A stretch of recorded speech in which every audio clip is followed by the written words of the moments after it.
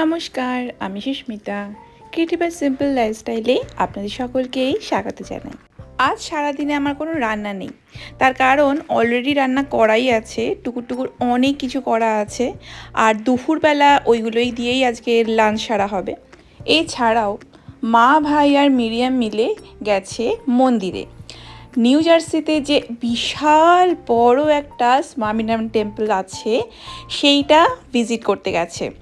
তো আমরা চারজন আজকে বাড়িতে সকালবেলাটা সারাটা দিন একসাথে। আর দেখুন কে আছে আমাদের সাথে, এই হচ্ছে রোমিও। ওকে এরকম একা রেখে অনেক সময় ওরা এরকম এদিক ওদিক যায়, শুনেছি আজকে আমাদের সাথে ইনি থাকবেন। আর এত শান্ত রে ভাই, আমি এত শান্ত কুকুর কখনো দেখিনি। তো ভীষণ সুন্দরভাবে চুপচাপ হয়েছিল, কোনো রকম আওয়াজ না, কিচ্ছু না। আর এমার্জেন্সির জন্য ওকে প্যাম্পার পরিয়ে দিয়েছিল। তো ঘরের মধ্যে আবার এসিও চলছিল, তো উনি একা একা থাকে। তো আমি ভাবলাম একা একা বসে আছে, আমিও আমার আঁকাটাকে নিয়ে বসি, কারণ আজকে তো সকাল সকাল থেকে আমার কোনো রান্না নেই। আর আজকের রাতের রান্নাটা অবশ্য মিরিয়াম করবে। মিরিয়াম আর ভাই দুজনে মিলেমিশে বানাবে।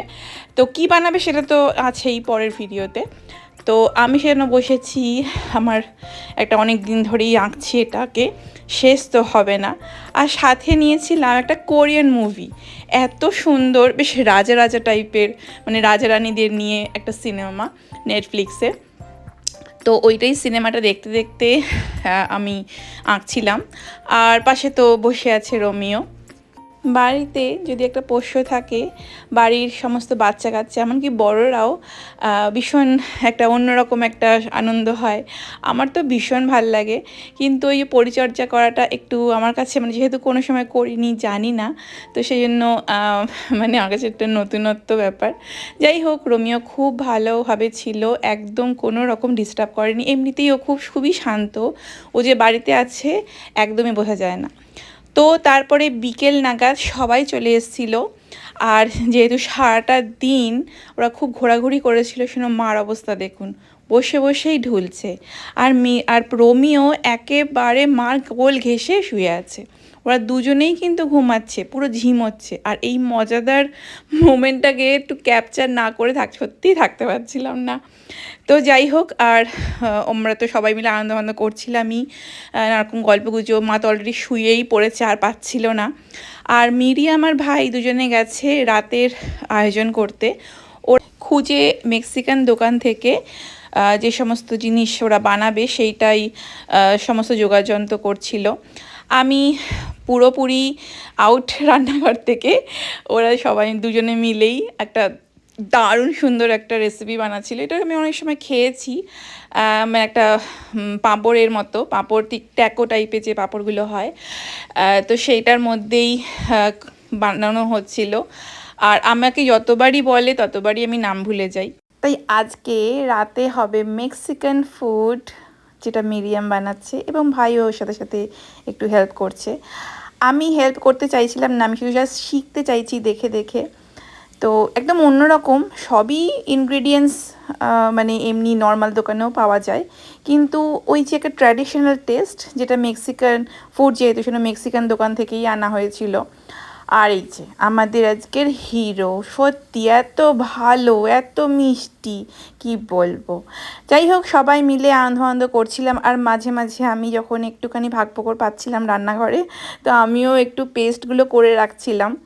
সর্ষে বা পোস্ত, এই দুটো ইনগ্রিডিয়েন্টস সবসময় আমরা পেস্ট করেই ইউজ করি যেহেতু।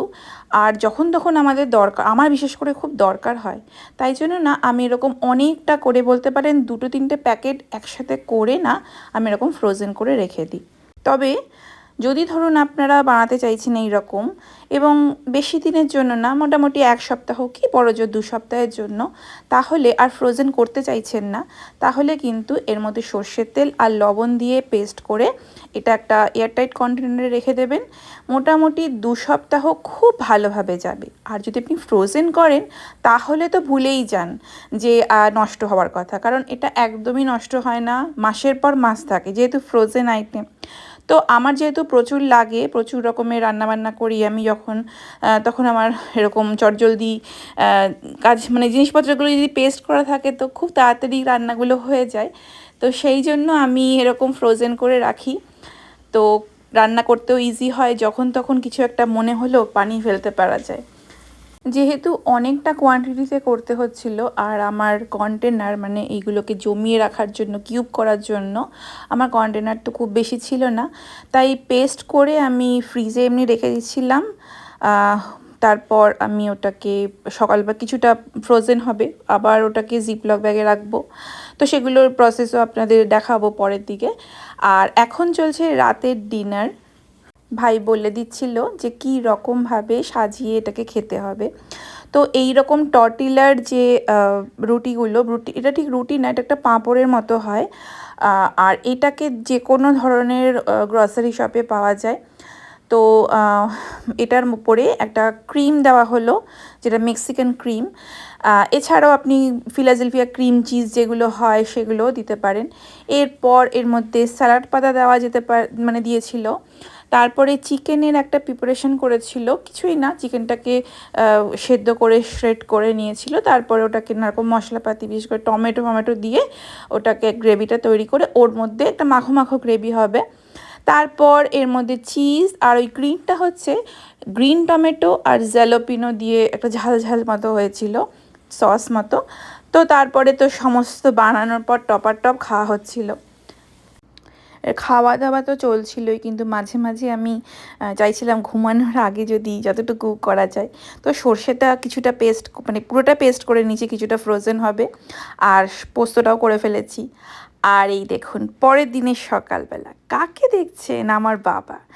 রাত্রিবেলা বাবা এসছিল, বাবা ফ্লাইট করে এসছে, ভাই আর মিডিয়াম গিয়ে রাত 12টার সময় গিয়ে ওদের মানে বাবাকে নিয়ে এসেছিলো। ভোর আজকে আমি অনেক তাড়াতাড়ি উঠে পড়েছি আজকে, কারণ আজকে সকালবেলা ঠিক না, ওই দুপুরের দিক করে আমরা একটা জায়গায় যাব।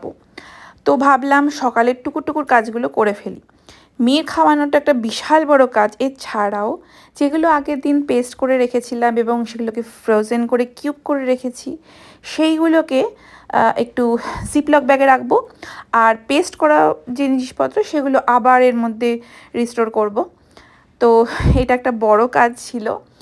এছাড়াও টুকুর অনেক কিছু কাজ ছিল।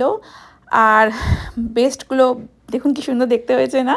তো এগুলো পুরোপুরি আমার মোটামুটি 2-3 মাস ইউজের ওপর ডিপেন্ড করে যে কতটা আমার মানে কত তাড়াতাড়ি শেষ হবে। আমি যেই রকম যে পেস্টগুলো করে রেখে দিই, এছাড়াও না আমি অনেক সময় ধনেপাতা পেস্ট করে রাখি। তারপরে যে পুদিনা পাতা যে একটা মিশ্রণ, সেটাও অনেক সময় করে রাখি। আর আপনি চাইলে এমন কিছু মশলাও বানিয়ে এরকম কিউব করে রাখতে পারেন ফ্রোজেন আইটেম হিসাবে, যেগুলো আপনার অনেক কাজে লাগবে। মানে অনেকটা সময় আপনি রান্নাঘর থেকে ফ্রি টাইমে থাকতে পারবেন। সারাদিন কি আর রান্না করতে ভালো লাগে? এই রকম 1-2 দিনের কষ্ট এবং সারাটা মাস বা সপ্তাহ বলতে পারেন আমরা পুরো ফ্রিভাবে থাকবো। আর আমি এখন এগুলো করে রাখছি আরও বেশি করে, কারণ বাবা মা এসছে, একটু তো গল্পগুজব করবো, সারাদিন কি রান্নাঘরে কাটাবো। তো আজকে আমরা দুপুরবেলা একটু বেরোবো, বাইরে একটু খাওয়া দাওয়া আছে। তো কোথায় যাব সেটা তো আপনাদের সাথে শেয়ার করবই। আর এই যে দেখুন কি হাতে নিয়ে রেখেছে, মনে পড়ছে আমাদের ছোটোবেলায়ও কিন্তু আমাদের দাদু ঠাকুমা বা দাদু দিদারাও কিন্তু এইরকম একটা ছোটোখাটো ভালোবাসার রূপ দেখাতো। আমাদের প্রত্যেকেরই হাতে চলে যাওয়ার সময় হাতে এরকমভাবে গুজে দিত। তো যাই হোক, সুন্দর একটা ট্রেজার, একটা মানে মূল্যবান জিনিস যেটা আমরা দাদু ঠাকুমার কাছ থেকে পেয়ে থাকি, সেটাও আমার ছেলে মেয়েও পেলো।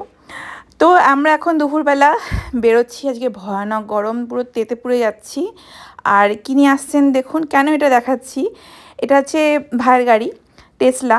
আর এই টেসলাটা একটা রিমোটের সাহায্যে ও একাই চলে আসছে।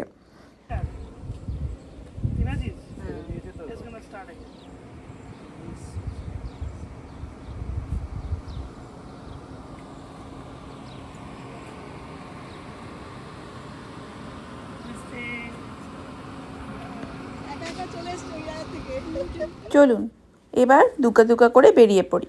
দারুণ সুন্দর ওয়েদার ছিল, অবশ্য গাড়িতে এসি চলছে বলে এত ভালো লাগছে, বাইরেটা কিন্তু মারাত্মক গরম। তো যাই হোক, আমাদের দুটো গাড়ি মিলিয়ে আমরা যাচ্ছি। আমাদের গাড়িতে আজকে বাবা আর মেয়ে, আমি আর আমার বর। তো ওই ভাইয়ের গাড়িতে আবার আমার ছেলে আর আমার মা আর মেরি আমার ভাই। তো প্রাকৃতিক শোভা দেখতে দেখতে দারুণ সুন্দর জায়গায় পৌঁছে যাব, এবং সেইটা নিয়ে ভিডিও কিন্তু পরের নেক্সট ব্লগে আপনাদের সাথে সেটা শেয়ার করব। তো আজকের এই ভিডিওটা এখানেই শেষ করছি। কেমন লাগলো আজকের এই ভিডিওটা আপনারা কিন্তু অবশ্যই কমেন্টে জানাবেন। যদি ভালো লাগে ছোট্ট দেখে একটা লাইক আর শেয়ার করে দেবেন, আর অবশ্যই সাবস্ক্রাইব করবেন যাতে যখনই আমি কোনো ভিডিও রাখবো আপনাদের কাছে সবার আগে পৌঁছায়।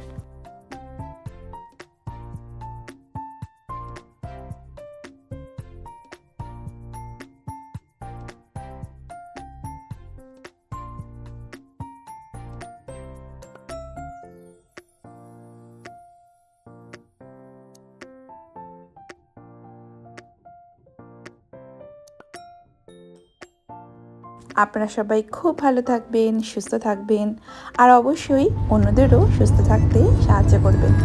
নমস্কার।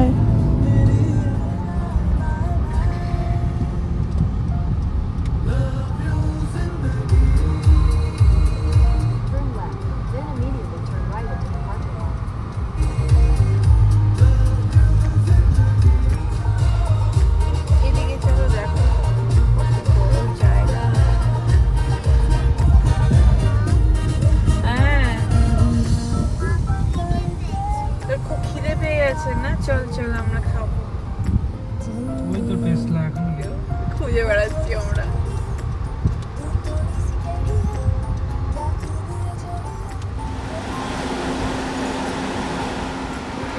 তোমার ঢোকো।